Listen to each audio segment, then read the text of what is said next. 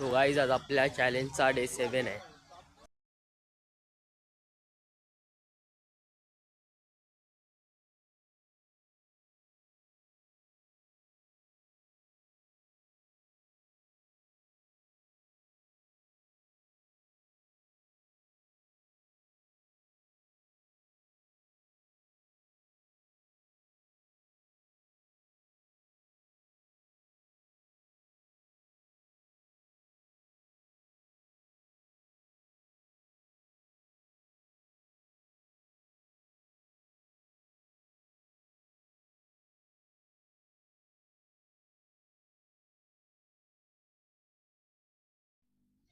Finally guys आज आपल्या चॅलेंजचे 7 days complete झालेत. 1 week आपण कंप्लीट केलं आहे पूर्ण.